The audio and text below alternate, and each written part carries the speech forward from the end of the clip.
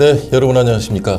인터넷 종편 TV를 지향하는 뉴스앤톡이 만드는 취재 뒷담화 시작하겠습니다. 오늘도 충청권, 아니 제가 볼 땐 전국에서 가장 발빠른 기자인 것 같습니다. 뉴시스 송승화 기자 나왔습니다. 안녕하세요. 네, 소개받은 공감언론 뉴시스 송승화 기자입니다. 네, 공감 언론 맞죠? 공감하고 있습니다. 네. 열심히 노력 중입니다. 자, 오늘은 와 정말 재미있는 얘기를 하려고 합니다. 재미있기도 하고 뭔가 슬프죠. 기묘하기도 하고 슬픈 얘기. 네, 이것저것. 예, 이번 비상계엄과 탄핵에서 무슨 파 많이 등장하는 게 무슨 파죠? 그러니까 표면적으로 지금 제일 알려진 게 이제 충암파, 여기 충암파.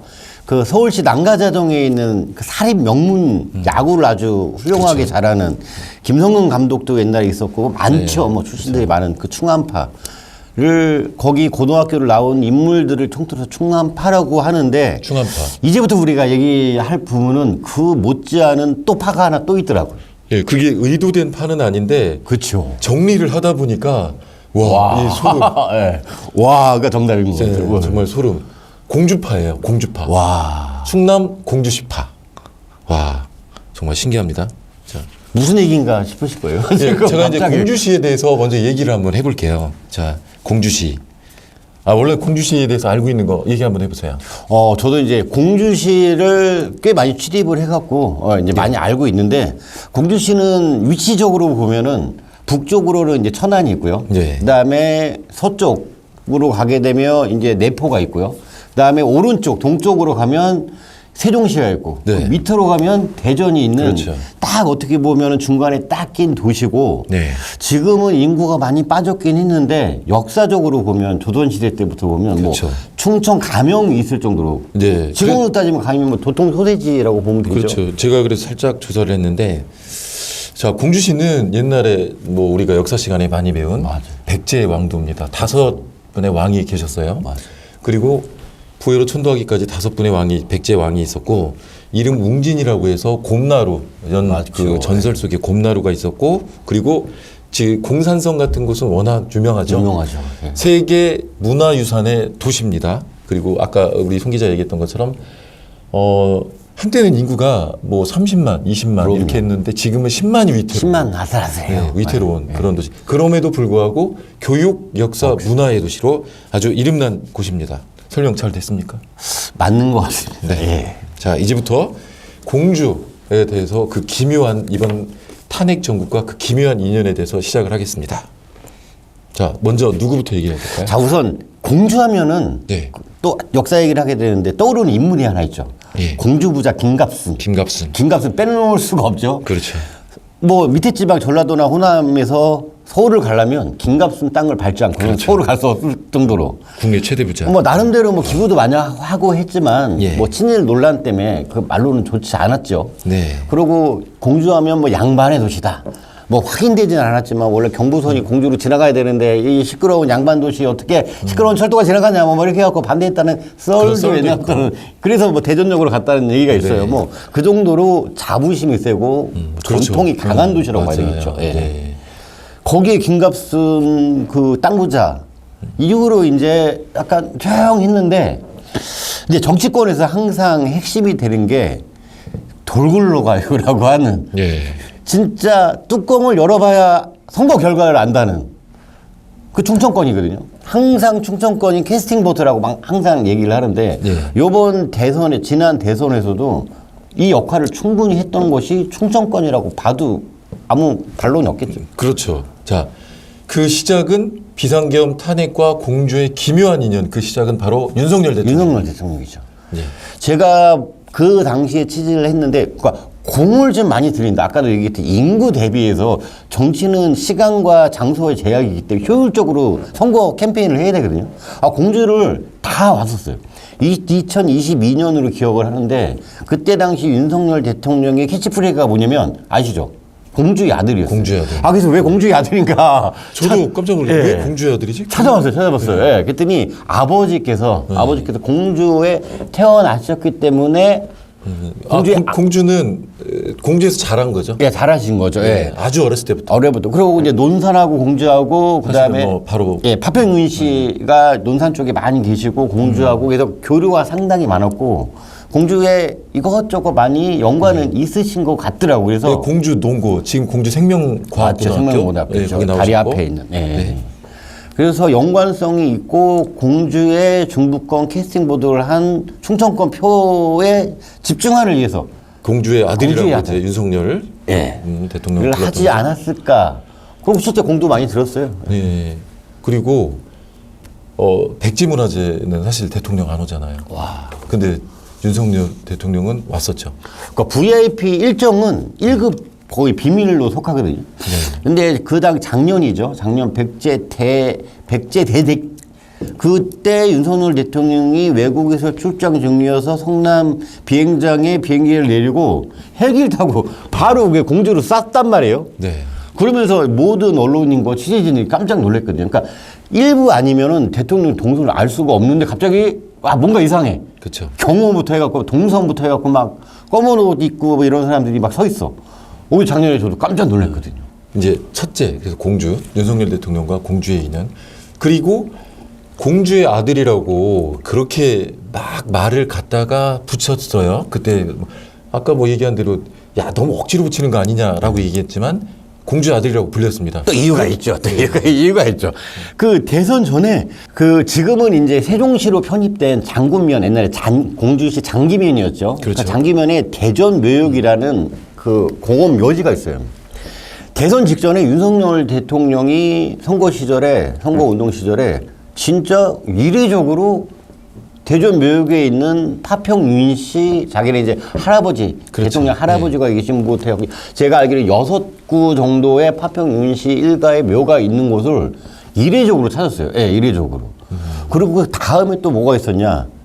그 묘 또 훼손 논란도 한번 있었어요. 예. 그곳이 바로 옛날 거죠. 예, 공주 장기면에 있던 대종 묘역이거든요. 예. 그러니까 이야, 저거 공주에 어떻게 보면 지나치게 좀 많이 공을 들였다라고 저는 개인적으로 생각을 그래서 하거든요. 이제 윤석열 대통령 그 아버지 때부터 공주와 인연을 얘기했고요. 자, 두 번째 공주와 인연.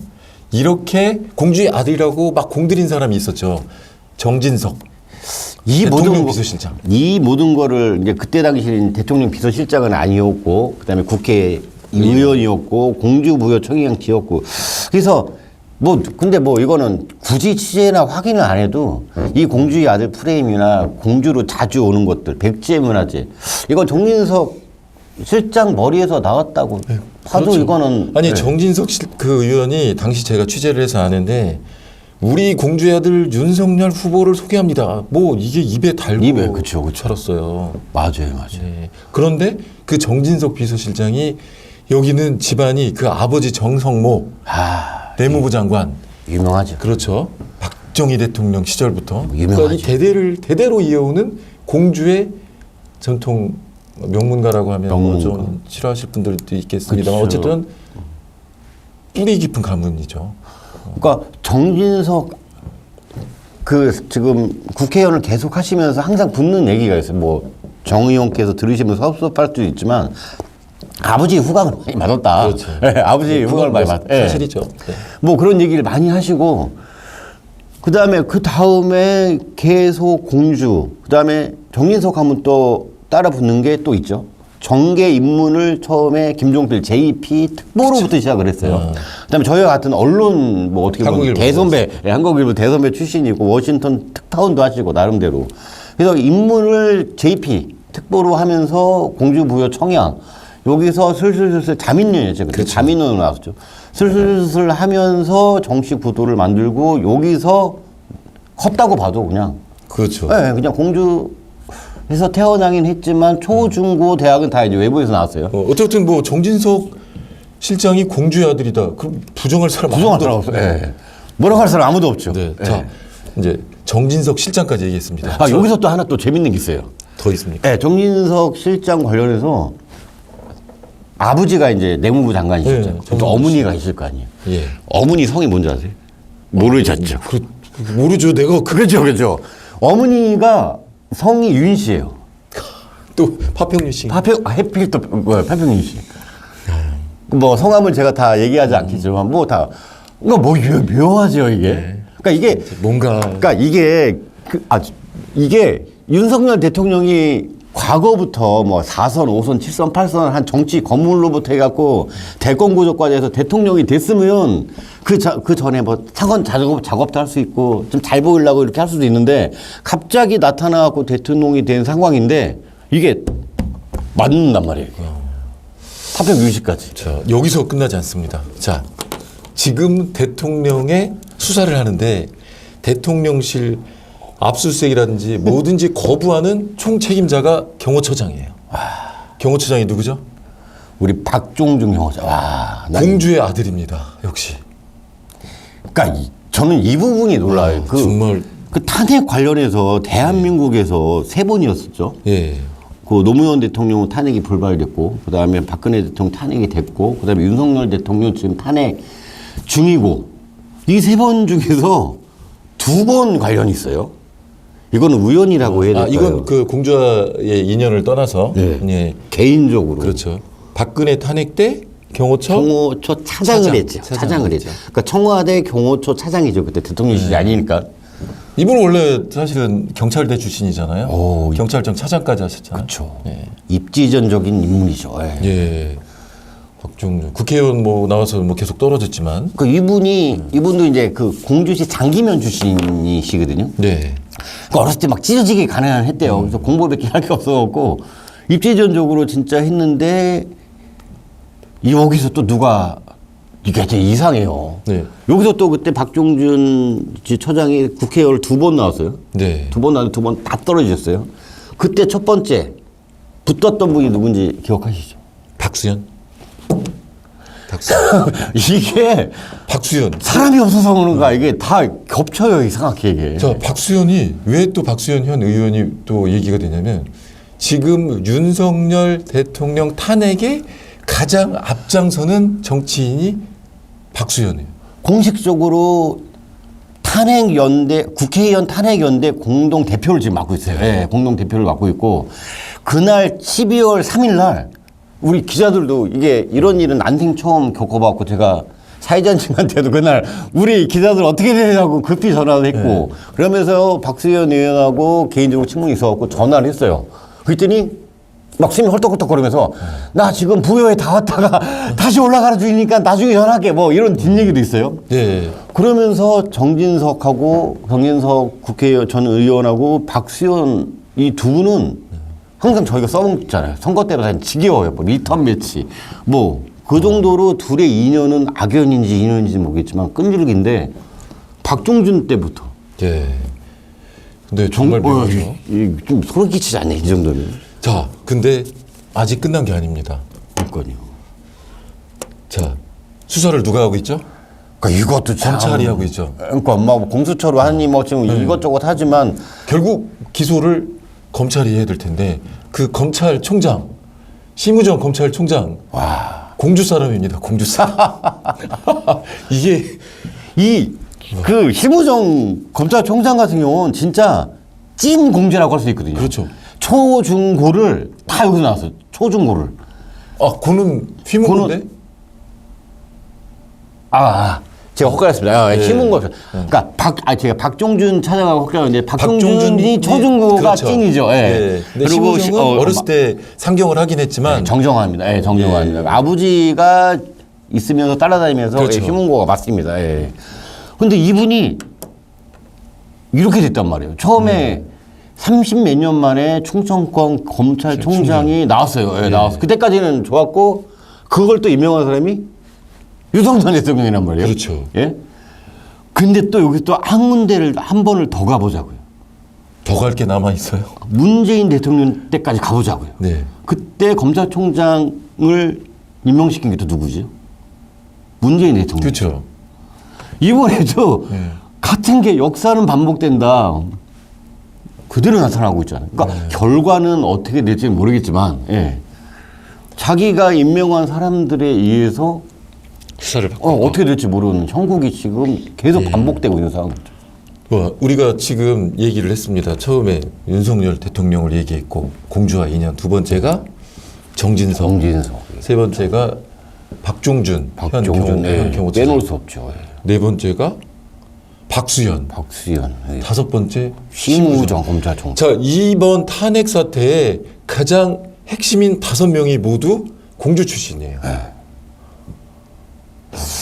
이거를 이제 나중에 예. 역사가 평가를 할 때 지금은 저희가 정신 없고 이것저것 많이 써야 되니까는 지금은 정리를 못 하는데 이거는 역사적으로 조선왕조 실록 500년 그걸 봐도 한 군데에서 한 군데에서 이렇게 많은 인물들이 단시간 내에 겹치고 없어졌고 왜 그랬는지 모르는 다 거기에 모여 있어요 지금.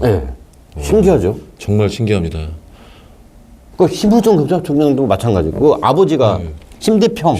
옛날에 그 한때는 충청의 맹주라고 불려요. 맹주. 차기 JP 뭐 그분의 아들이거든요, 아들. 예.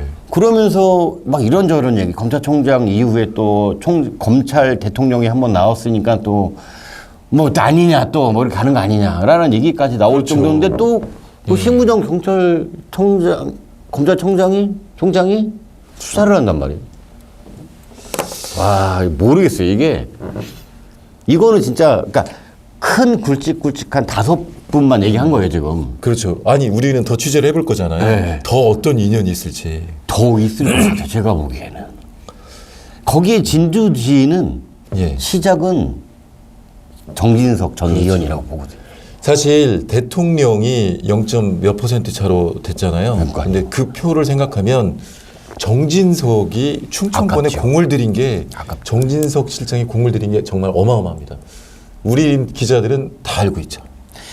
그러니까 이 얘기가 옛날부터 나왔어요. 그러니까 정진석 의원이 지역구 이번에 이제 국회의원 선거에서 지역구 얘기가 많이 나왔어요. 그러니까 한동안은 장군면이나 연세면 있잖아요. 세종시 연서면에 그 정진석 의원 플랜카드가 자기 지역구 다니는데 이례적으로 걸리면서 정진석 의원이 세종시로 나오는가 막 이런 얘기가 있었거든요.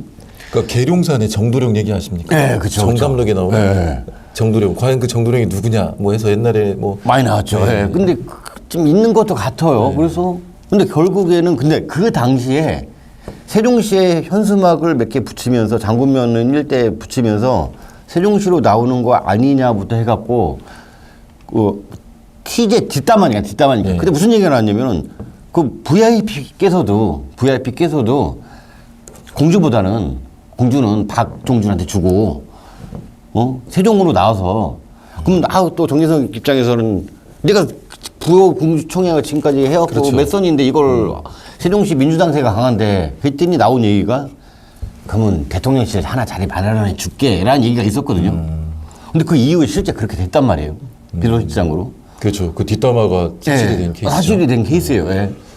그러면서 이 공주, 충청 여기에 정점에 있는 건 정진석 의원인데 지금 반대로 하면 좀 앞으로 이제 어떻게 될 것 같아요, 정진석 의원? 우리는 사실은 준비를 했던 게 정진석 인물에 대해서 다음에 한번 해보자. 한번 해봐야 될 것 같은데. 아버지 시절부터 정성모 그 옛날 내무장관, 그 다음에 국내 경찰 총수까지 하셨어요. 그쵸. 내무부 장관 시절. 알겠습니다. 자, 이렇게 정리 한번 해볼까요? 지금 그 기묘한 이번 탄핵 정국과 공주의 인연에 대해서 얘기를 나눠봤습니다. 공주의 남자들. 공주의 남자들. 옛날 드라마 있었죠. 세조를 배경으로 한 공남이라고 했던 공주의 남자들. 5인방에 대해서 잠깐 얘기해봤는데 앞으로 이들 5인방이 지는 분도 있고 뜨는 분도 있을 거고 그렇죠. 동시에 뜰 수도 있고 동시에 질 수도 있는 정치 상황을 좀 어려울 것 같긴 하지만 하여튼 또 역사는 모르니까는 한번 시청자 여러분께서도 한번 이 5분에 대한 행로를 한번 지켜봐야 될 것 같습니다. 저희도 마찬가지로.